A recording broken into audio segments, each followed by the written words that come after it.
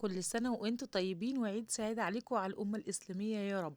تعالوا كده شوية الترمس التحفة اللي بص طعمهم حكاية، وعايزة أقولك بقى التتبيلة بتاعة الترمس النهاردة حلوة جدا جدا في حتة تانية، والطعم كده خرافة.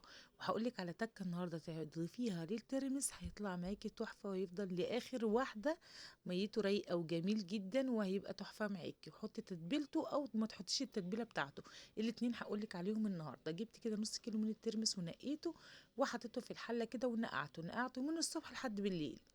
خلاص بعد ما نقعته كده لقيته ما شاء الله حجمه تضاعف كده، ولسه ما كنتش ولعت النار عليه. صفيت الميه بتاعته اللي هي كنت نقعاه فيها، تمام. وبعد ما صفيتها كده ولعت النار عليه، وبعد ما ولعت النار استوى. وتاني يوم الصبح جبت بوله كده حطيت فيها ميه، ممكن تحطي ميه وملح بس، وتزودي معلقه ملح على الملح اللي هو مظبوط بتاعه، وتسيبيه هيعيش معاكي لحد اخر واحده، يبقى يطلع معاكي تحفه.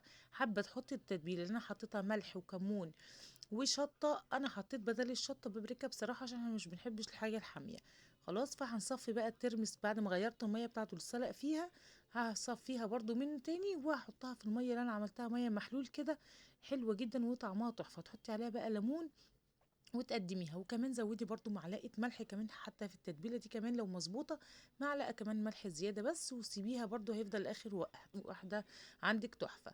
ولو لقيتيه مش ميته مش مظبوطه غيروا ميته وحطوا له ميه وملح تاني من جديد، هيطلع معاكي تحفه ومش هيجرى له اي حاجه. كل سنه وانتم طيبين وبالف خير.